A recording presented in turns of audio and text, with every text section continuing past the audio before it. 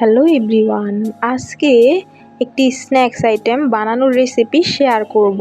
আর এই স্ন্যাক্স আইটেমটি হচ্ছে সিঙ্গারা। তো সিঙ্গারা কিন্তু সবাই মোটামুটি খেতে অনেক বেশি পছন্দ করে। সেটা যদি হয় ঘরোয়াভাবে খুবই অল্প উপকরণ দিয়ে, তাহলে তো কোনো কথাই নেই। তো এখানে হচ্ছে আমি পরিমাণ মতো ময়দা নিয়ে নিলাম। সিঙ্গারা বানাতে কিন্তু অবশ্যই ময়দা লাগবে। এরপরে দিলাম হচ্ছে কালো জিরা এবং স্বাদ মতো লবণ দিয়ে ভালো করে একটু মিক্স করে এরপরে দিব হচ্ছে পরিমাণ মতো সয়াবিন তেল। তেলের পরিমাণটা একটু বেশি দিতে হবে, কারণ ময়দার খামিরটা কিন্তু নর্মাল জল দিয়ে করা হবে, একটু মচমচে যাতে হয় এবং সুন্দর একটা ফ্লেভার হয়, এই জন্য আমি কালো জিরাটা অ্যাড করলাম। এবং যাতে খামিরটা খুব সুন্দর হয় এই জন্য তেলটাও দিলাম। তো এই তিনটা উপকরণ দেওয়ার পর এখন ভালো করে আমি ময়দাটাকে মেখে নিব। তো যখন নাকি মোট পাকিয়ে দেখব ময়দাটা একটু গোল গোল শেপ হয়ে যাচ্ছে, ওই পর্যায়ে হচ্ছে আমি অল্প অল্প করে জল দিয়ে একটি সফট ডো বানিয়ে নিব। আর ডোটা কিন্তু অবশ্যই একটু সফট হতে হবে, এত বেশি হার্ড করা যাবে না, তাহলে কিন্তু আপনার বেলতে অথবা সিঙ্গারা বানাতে অসুবিধা হবে। তো ময়দার খামিরটা আমি দেখাচ্ছি কীরকম টেক্সচারে আছে, একটু নরম নরম সফট সফট আর কি, মানে নর্মাল রুটির ডো যেরকম থাকে সেই রকম। তো আমি হচ্ছে ময়দার খামিরটাকে রেস্টে দিয়ে এইখানে হচ্ছে পেঁয়াজ কুচি, কাঁচামরিচ কুচি, টমেটো কুচি এবং হচ্ছে কিছু মুগ ডাল রেডি করে নিয়েছি।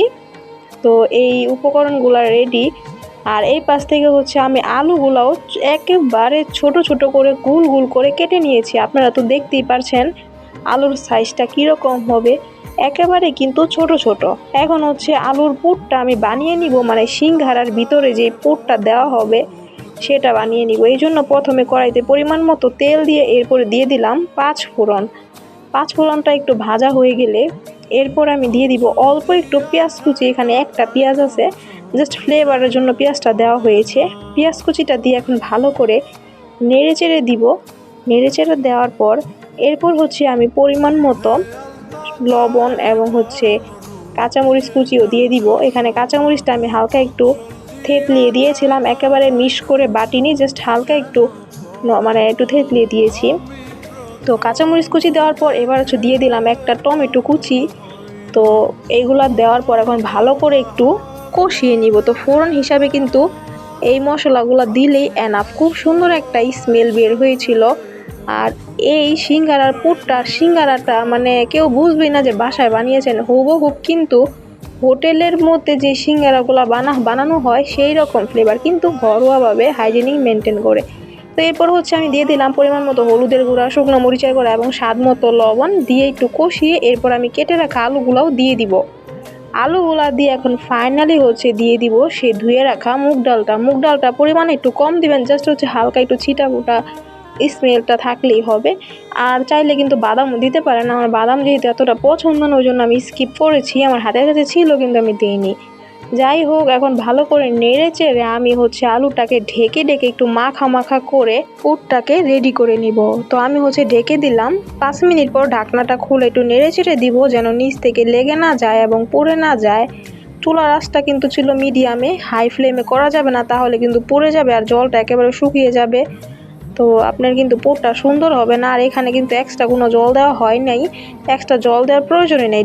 ঢেকে সুন্দর করে এই পুরটাকে রেডি করে নেবেন। তো বারবার হচ্ছে ঢেকে দিচ্ছিলাম এবং হচ্ছে উল্টিয়ে পাল্টিয়ে একটু নেড়ে চেড়ে দিচ্ছিলাম যেন পুড়ে না যায়। আর এত সুন্দর একটা স্মেল বের হয়েছিল না, আমাদের বাসায় যারা আসছিল তারাও বলছিল যে বাসায় কী বানানো হচ্ছে, অনেক সুন্দর স্মেল হয়েছিল আর খেতে অসাধারণ হয়েছিল। আপনারা একবার যদি এভাবে বানান তাহলে বুঝতে পারবেন যে এত মজাদার হয়।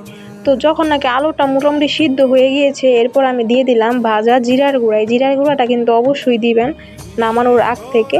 তো জিরার গুঁড়াটা দিয়ে ভালো করে মিশিয়ে আরেকটু সময় কিন্তু পুরটাকে রান্না করলে হয়ে যাবে। আমি একটু হচ্ছে আলুটাকে ভেঙে দিচ্ছিলাম যেন মাখো হয়, যেহেতু এটা পুর হিসাবে ভিতরে ফিলিংসটা দেওয়া হবে, তো একটু ভেঙে দিলে কিন্তু সুন্দর হয়।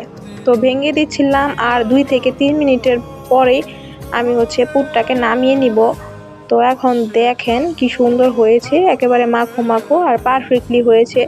আর হোটেলে কিন্তু এভাবে বানানো হয়। আর আপনার একবার হলেও আলু যদি বাসায় থাকে এইভাবে স্ন্যাক্স আইটেম সন্ধ্যায় বানাতে পারেন, খুবই ইজি কিন্তু। তো পুরটা রেডি। আর ওই পাশে কিন্তু ময়দাটাও প্রায় 1 ঘন্টার মতো রেস্টে ছিল। তো আমি হচ্ছে এখন ফাইনালি এই সিঙ্গারার বাসটা দেওয়া দেখাবো এবং হচ্ছে ডুবো তেলে ভেজে নিব। তো 1 ঘন্টা পর আমি হচ্ছে ময়দার খামিরটাকে দেখলাম যে পুরোপুরি একেবারে কিন্তু সফট হয়ে গিয়েছে, দেখতেই তো পারছেন। এখন হচ্ছে ময়দাটাকে আমি গোল গোল করে লেচির মতো কেটে নিব।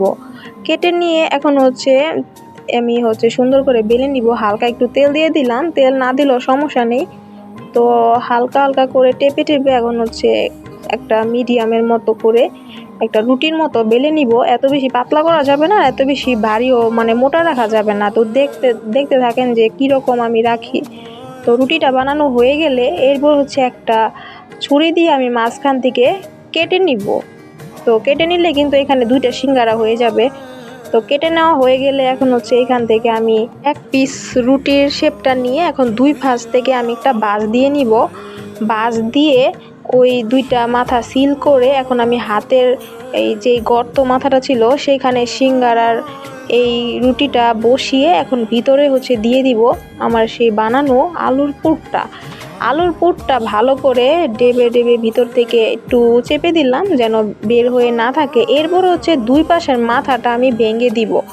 তো 2 পাশের মাথাটা দেখতে তো পারছেন, সুন্দর করে ভেঙে দিয়ে এখন ওই হাতের পাশে হালকা একটু জল দিব যেন হচ্ছে সিল করতে সুবিধা হয়।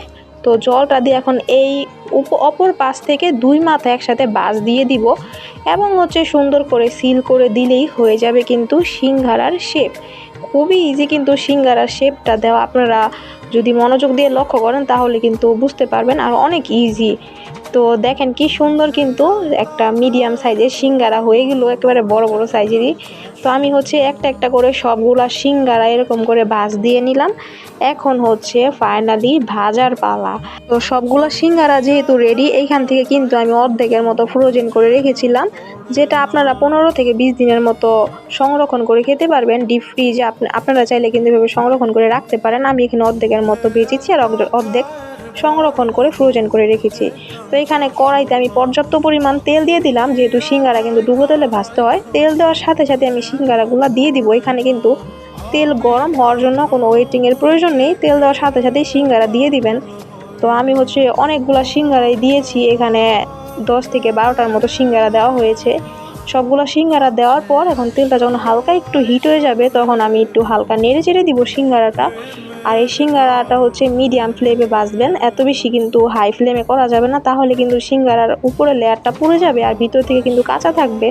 তো চুলার আঁচটা একেবারে মানে মিডিয়াম টু লো ফ্লেমে রেখেই ভাজবেন, তাহলে দেখবেন উপরের লেয়ারটা হবে একেবারে সুন্দর মুচমুচে ক্রিস্পি এবং ভিতর থেকে হবে সেই পুরের নরম লেয়ারটা। তো আমি হচ্ছে দেখেন যখন নাকি হালকা একটু ব্রাউন কালার চলে আসছে তখন হচ্ছে উল্টিয়ে পাল্টিয়ে সুন্দর করে সিঙ্গারাগুলোকে ভেজে নিব। ওই পর্যায়ে কিন্তু চুলার আঁচটা মিডিয়ামই ছিল। যখন হালকা একটু ব্রাউন হওয়া শুরু করবে তখন চুলার আঁচটা এরকম মিডিয়ামেই ছিলাম, মানে বেশি বাড়ানোর প্রয়োজন নেই। তো আমার হচ্ছে সবগুলা সিঙ্গারা এরকম ব্রাউন কালার হয়ে গেলে আমি নামিয়ে এখন হচ্ছে উপর থেকে দিয়ে দিলাম বিট লবণ। বিট লবণটা দিলে কিন্তু খুব ভালো লাগে খেতে, এত সুন্দর স্মেল লাগে কি আর বলবো, আপনারা এইভাবে বানাতে পারেন। তো এখন হচ্ছে আমি সিঙ্গারাগুলোকে টমেটো কেচাপ দিয়ে সার্ভ করলাম। দেখে কেউ বলতে পারবেন যে এগুলা বাসায় বানানো, এগুলা কিন্তু লাগছে যে দোকান থেকে এই মাত্রই আমি নিয়ে আসছি, কিন্তু বাসায় বানানো এত মজাদার হয়েছিল, দোকানের চেয়েও অনেক অনেক বেশি মজাদার। তো আজকের জন্য রেসিপিটা এই পর্যন্তই ছিল। যদি ভালো লেগে থাকে অবশ্যই লাইক কমেন্ট করবেন। টাটা।